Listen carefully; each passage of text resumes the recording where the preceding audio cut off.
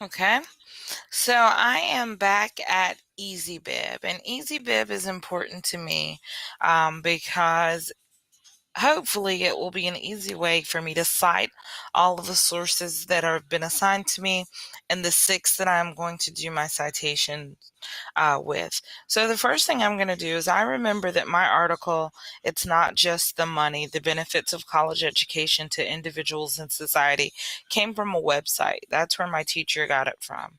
And so I'm going to type that in here, and actually I'm going to copy and paste just like that.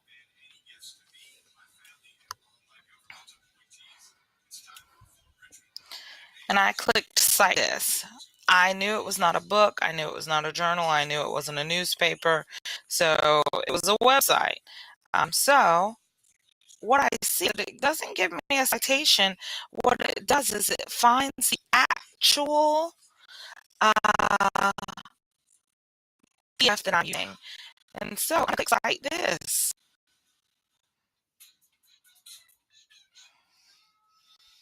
It says that it couldn't gather the information from our citation. So I'm going to click nothing because it's doing something interesting.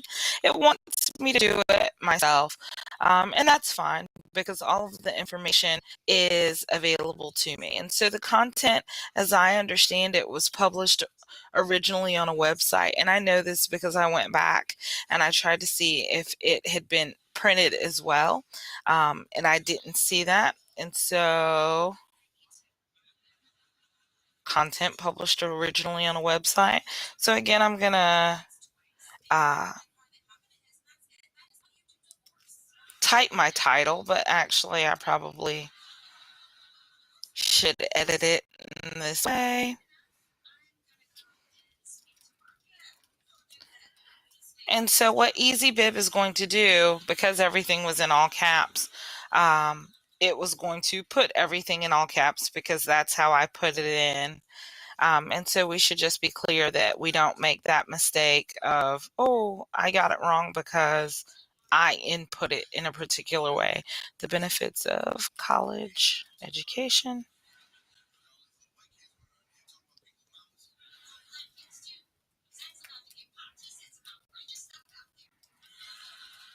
Okay, so then I have to find the contributors. And so the first contributor's name, and I put it in based on how it is written on the text. So by Philip Trostel. From the Margaret Chase Smith Policy Center and School of Economics, University of Maine. And so his first name was Philip with one L, Trostel. Okay. I don't have another contributor. So the website was luminafoundation.org. Or Lumina, I actually think it is. Sorry. Lumina Foundation. All right, the publisher and sponsor. I'm going to go back and see Lumina issue papers. Let's see if I can find out who the publisher. I'm pretty sure it's the Lumina Foundation, but I'm going to look on the website just to be sure. So I go and I see that the Lumina Foundation is an independent private foundation in Indianapolis that is committed to making opportunities for learning beyond high school available to all. All right. So there is no secondary supporter of this website. You'll find that sometimes it's published by a particular under a particular website, but then you see that maybe a certain company or a certain foundation actually supported it. And so here, this is what it's telling me that my URL is, but we know that's not true. Let me go back to find my URL. And I copied it, and I'm going to paste it right there. The electronic publication date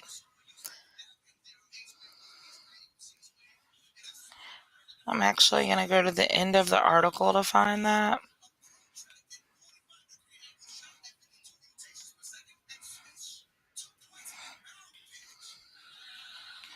I actually don't see it, but I do know that it was in 2015, October of 2015.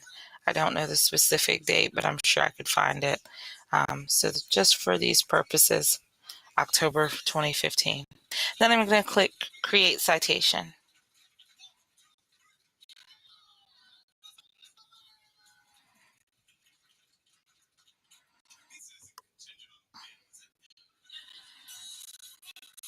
And so I see that it has created my citation for me. I type everything in, but there's my citation. But here's my next step. I'm going to click Edit. And when I edit it, I'm going to go back, and if you see, there is a button here that says Add Annotation. I'm going to click that. And so right here, my job is to add my annotation based on both the descriptive and critical points that my instructor asked me to include. So I'm going to go back and look at those. I'm going to make sure I have them to my right or my left, whichever way you look when you're typing. And it's important that I add my annotation here for formatting reasons. So what I'm going to do is I'm going to pause because you don't need to see me type, but I'm going to do it section by section so you see the difference between my summary, which is my what, my analysis, which is my how and or why, and my application. How can this be used somewhere else, or applying it to another idea or context? So I'll do 3 sort of short separate sections, but then bring them together in a single paragraph to show you how it would look as a complete entry in my annotated bibliography. So again, I'm going to pause here, and in the end, you'll see what each piece was. So I have completed my annotation for my annotated bibliography. And if you take a look, the first 3 lines are just the citation as generated by EasyBib.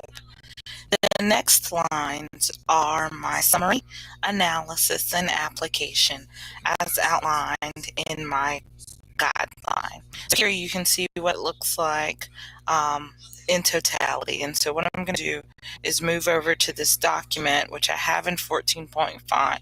It should be in 12. I use 14 so you all can see it more easily on the screen, so that you can see what my parts are. All right. So I'm going to increase it still just a bit more. All right. So it says, first, the article focuses on the importance of a college education for individuals and society. And so I know that that's what the article is about in the title, and as it reiterates in the summary is actually what we read. I put this so that my reader knows that I didn't read the whole thing. I just read the first 3 pages. And then I go on to talk about particular parts of what happened in the summary.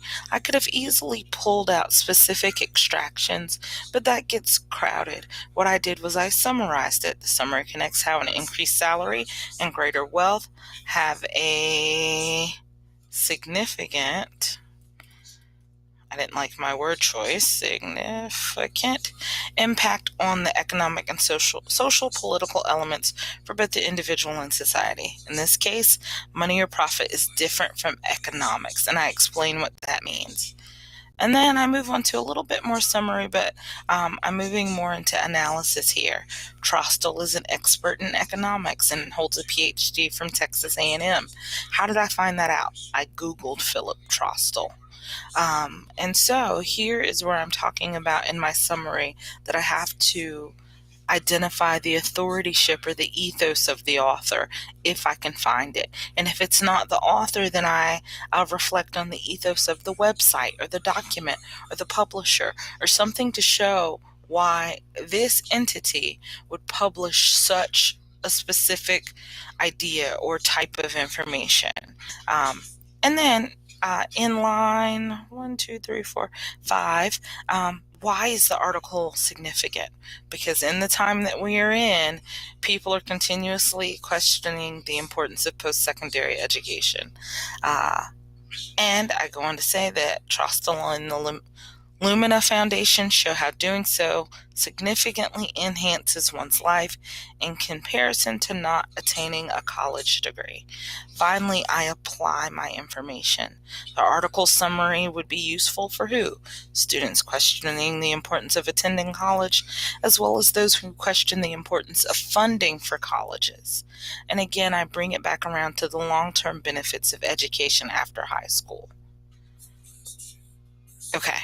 I get that this seemed like, oh wow, you just paused the video and then you put this together. I do this often. It's my job to be able to do this. But if you all do this thoughtfully, you'll get quicker, you'll do it with more ease, and you'll be able to go back and use your annotations as a reflection of summary for any text in the future. Oftentimes I tell people, students, when you're writing an annotation, you should be able to copy and paste that and insert it into any research paper and use it as cited summary, because it's so good, because it reiterates the purpose and the position and the perspective that you're reflecting upon. So I'm going to pause here and show you, well, that's one annotation. What does the rest of my annotated bibliography need to look like? So I'm going to pause here and, okay, so I promised you that I would come back and show you how inserting another annotation in AnnBib would work. So if you notice, initially we had Trostel, and that was the only one on our text, but then we have Jones Cavalier, which was from our Connecting the Digital Dot. I implemented it, copied and pasted the URL and put it in, chose Cite This, and it showed up in our list. Now, there are a couple of things I need to do. So I'm going to sign in so you can see. I encourage you to make an account so you don't lose your work. So I'm logging in and I'm going to save my work. I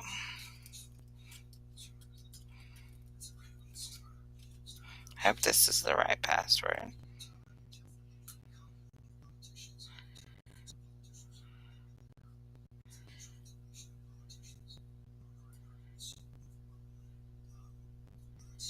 Okay, and so I would go back and I would look at my citations and make sure I've saved them.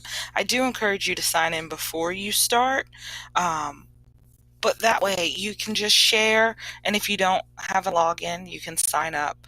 But that way you can save all of your annotations with your citations in your new projects or projects, okay? If you have any more questions, please feel free to email me and contact me. There will be more information updated on our Blackboard site. I hope this was helpful to you.